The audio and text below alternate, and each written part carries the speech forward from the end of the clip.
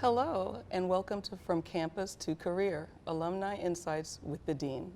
I'm Dr. Nadine Barnett-Cosby, Dean of the School of Communications. With us today is Dan LaTerra, class of 2008. Dan is currently the Vice President of Engineering and Streaming Technology at CBS Sports. Welcome back to Quinnipiac, Dan. Thank you, Nadine. Thanks for having me. Absolutely. So, Dan, tell us exactly what you do as Vice President of Engineering and Streaming Technology at CBS Sports. Sure. Yep. So on a day-to-day basis, I oversee a couple of different teams. I oversee our facilities-based teams as well as our cloud production and engineering teams. So really what that means is all of our studio technology, our control rooms between Stamford, Connecticut, Fort Lauderdale, New York, and Nashville. We have a number of different studios and control rooms within those facilities, and then on our cloud production side, we oversee all of the technology that allows us to distribute over roughly 1,500 events to Paramount Plus every single year. So it's kind of a combination of running teams and collaborative effort between that and our production teams to make sure that everything is running smoothly. Wow. So you're overseeing several teams in several locations. Tell us what you love most about your job. I would say there's probably two things. I've always been very passionate about the management aspect, so I love working with people, and so we get to do that a lot. My teams are comprised of very talented people, and I'm very fortunate for that. The other piece of it is just constant innovation, especially being on our technology side and on the cloud production side. We see this constantly changing environment of technology across the board. And so what it allows us to do is really focus on how can we do things more cost effectively, how can we get more content to our users, and how can we do that with the highest level of production value. Yeah. And so that's really what drives myself and my teams, and it's been a wild ride getting to that point, but it's a lot of fun. That's fantastic. You mentioned constant innovation, and you called it a wild ride. There's not necessarily a straight trajectory from communications student to this position. So yeah. Can you share a little bit about the path that you took to get there? Yeah, absolutely. So obviously, being a graduate from here, I originally came here to get into production in general. I wanted to be an editor, right? I know we were talking about this a little bit earlier. So I thought I loved editing, and then when I came here, really got into it, started working with the team. I realized that my true passion lied on the technology side of things, and coming here in 2004, it was the big high definition television transformation, and Quinnipiac was one of the first universities in the country to have that. So what ended up happening was really kind of starting there, and to your point of a straight trajectory, it was a big zigzag to get where I got, but ultimately. Moving from the technology-focused approach and then graduating and getting into a more technology, building television studios, and actually being able to come back here as an employee of a company and work on these facilities here, kind of helped align where I was going. And then from there, I continued to build all around the state, tri-state area. And then ultimately got an opportunity to build at CBS. And then from there, that was where I kind of transitioned from that role into there. That was 10 years and then moved into CBS. Wow. Yeah. Well, in that zigzag, right, lots of different skill sets that are used in the different roles that you've had. If you could identify kind of what might have been the key ingredient for you in breaking into the business, what would that be? I think if I was going to put something of the most importance on it. And we say breaking into the business, I think it applies to a lot of different career paths, but it's staying on top of constant learning, right? So we correlate, coming to a university and graduating from a university, and that's kind of the end of our learning, path, right? And the reality is that that's not the case. It's actually the furthest from the truth, at least for me personally, where the constant learning, taking on new challenges, being presented with new challenges in these different roles was really what drove me to determine the best area of my career. So if you say breaking into the business, right, I think everybody mentions networking. Networking is always a huge piece of it. There's a right place and a right time. We talked about this. They don't always, you don't go looking for them. Sometimes they just come Sure. up. And there's a lot of hard work and, progression that goes into that. Yeah.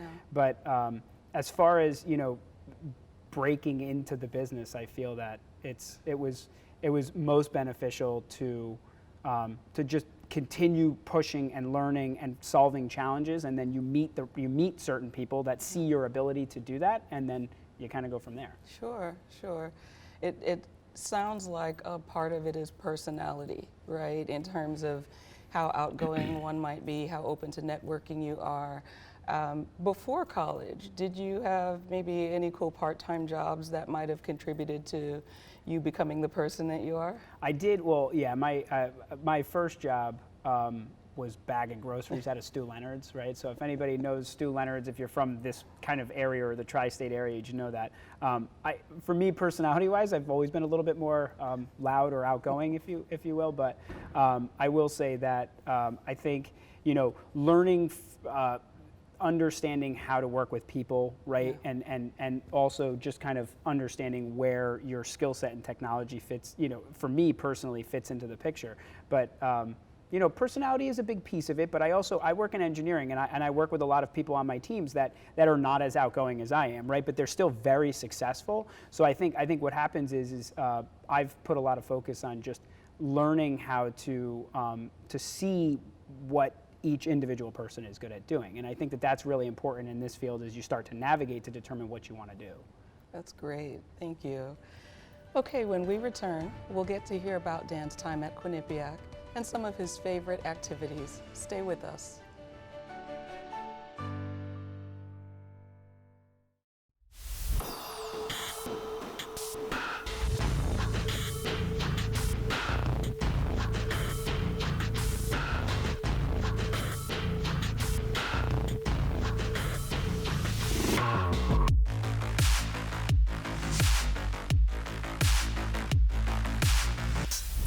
I love making films, but I do take my time with them. This one will set my bar higher to create something that I normally create within 24 hours. A little daunting, shooting on a phone. I'm excited to get to work with some of my friends over here. It's going to be a good time. Team building. Yes. Team building for our capstone. We're brainstorming now. I have hope that will pull through and make a great movie. If it's going to be good, well, that's stuff for you to decide. Hope to see you here next year. Go team!